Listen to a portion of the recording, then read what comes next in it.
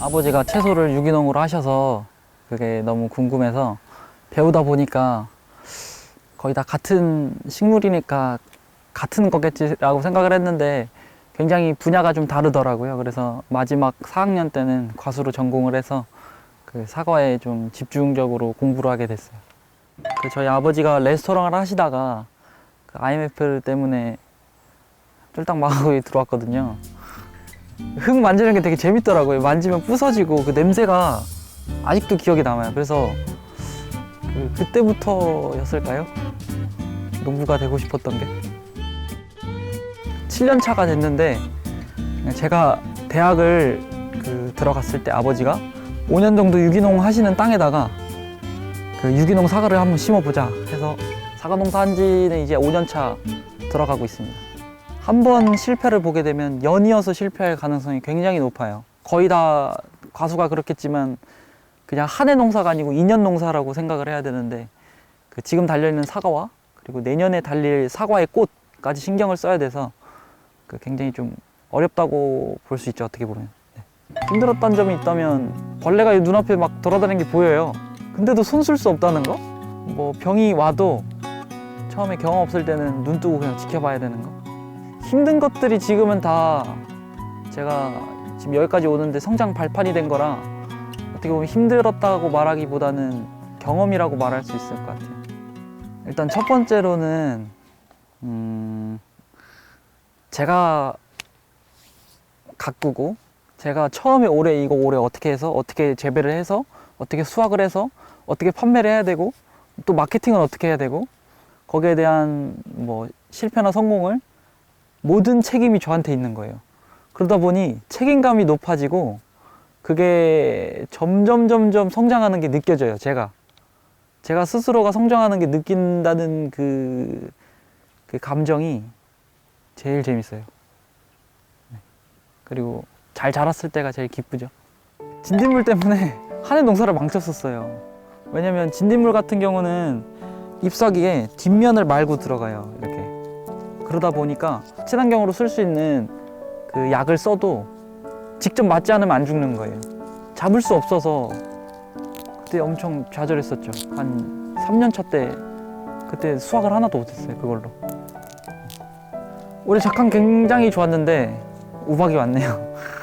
우박으로는 왔긴 왔지만 유기농인지 잘 아물더라고요. 그 부분이. 그래서 작황이 그렇게 엄청나게 나쁘다고는 말하기 힘들고 또 어떻게 보면 여기가 내 한계라고 생각하지 않아요. 그러다 보니 아직 제가 젊다는 걸 제가 스스로 인지하고 있기도 한 것 같은데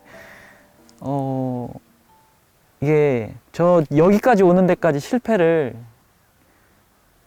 많이 했어요. 그러다 보니 지금 우박 온 거 빼고는 제가 극복하려고 했던 것들이 점점 극복하는 게 보여지고 그리고 우박 온 것도 어떻게 보면 올해 잘 팔게 되면 극복한 거잖아요. 그것도 제가 하고 싶은 거는 그거예요.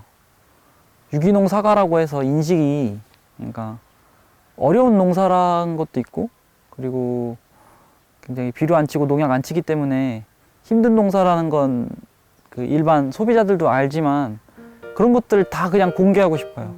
그러니까 내가 이런 거 극복해 나가고 있고 어떻게 해서 유기농이 사과가 이렇게 잘 자랄 수 있고 그리고 비료를 대신해서 뭘 사용했고 농약을 대신해서 뭘 사용했다 이런 것들을 실시간이나 이런 것들을 다 소통으로 다 보여주고 싶은 게 제 목표예요. 그러면은 자연스럽게 판매량이 높아질 거라고 생각하고 있습니다. 뭐 이게 처음부터 도움이 이렇게 팍 된다기라 보다는 발판인 것 같아요. 한 2명한테 팔았으면 내년에는 또 2분이 얘기를 해요. 주변 분들한테 여기가 맛있더라. 그리고 이게 거의 2배씩 올라가는 느낌을 받는 것 같아요. 유기농 사과가 다른 일반 사과보다 낫다고 말씀드릴 수 있는 거는 첫 번째는 많은 좋은 균들을 많이 갖고 있어요. 일반 관행농에 비해 쪼갰을 때 갈변이 좀 덜 되거든요. 그렇다는 의미는 이 갈변이 되는 이유는 산화가 되기 때문인데 산화가 늦다는 이유는 항산화 물질이 많다는 거거든요. 어떻게 보면 과일을 먹는 이유가 그냥 간식으로 먹는 이유가 아니고 밥을 밥을 먹으면서도 부족한 비타민 이런 걸 채우기 위해서 먹는다면 그런 의미에서 유기농 사과를 추천드리고 싶어요. 청년 농부들이 많이 늘어나면 좋겠지만 그 청년 농부들이 가질 수 있는 그 이미지가 있잖아요. 그 뭐랄까 프레시하고 뭐 열정 그런 거 좋겠지만 그 이면엔 또 뒷면엔 부작용이 경험 부족이라는 큰 리스크가 있어요. 그래서 그런 부분들을 청년이라기라 그 부각하기보다는 인식을 많이 개선시키기 위해 노력하는 젊은이들이 많이 늘어났으면 좋겠어요. 그냥 도시가 싫어서 들어오고 그러되면 그게 또 악순환이 되거든요. 그렇게 또 잘못 만들어진 농산물들이 유기농으로 팔렸을 때 인식이 또 안 좋아지는 문제도 있고 그렇게 그래서 마냥 젊은 사람들이 많이 늘어났는 건 별로. 첫 번째는 일단 마냥 그냥 나 젊은 농부다. 나 뭐 좀 한다. 뭐 이런 거였었는데 요즘에는 처참히 유기농 농사를 하면 실패를 경험하고 나니까 내가 이럴 주제가 아니구나라는 걸 확실히 깨달으면서 우울할 때가 많았었어요. 그러다 보니 사람이 가장 낮아질 때 자존감이 회복이 되더라고요. 그래서 그걸 느끼면서 사람이 가장 낮은 위치에 있을 때 진짜 각성이 되고 실패할 때 좀 앞이 보이고 그런 걸 느껴서 팔고 있는 사과에 좀 그런 그 의미를 부여해서 좀 팔고 싶어요. 다른 사람한테도 이런 의미를 좀 나누고 싶고.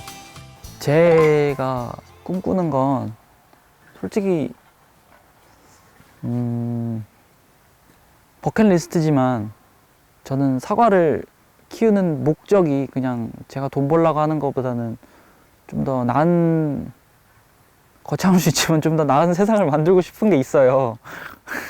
그래서 사과를 사시면 아까 말씀드렸다시피 저는 이런 유기적인 관계가 참 저에게 그 살면서 가치관을 형성하게 해주고 그런 어떤 사람을 대할 때도 굉장히 좋은 영향을 미쳤기 때문에 유기농 사과를 재배하면서 그래서 유기농 사과를 4kg를 저는 판매를 하고 있는데 판매할 때 대신 거기 안에 조금 더 넣어 드릴 거예요. 5kg 정도. 그래서 그 한 개는 무조건 다른 사람과 또 나눌 수 있는 그런 어떤 문화를 만드는, 나누는 게 정말 사람이 그때 가치 있고 좀 더 행복할 수 있고 그럴 수 있다는 걸 좀 많이 알리고 싶은 농부가 되고 싶어요.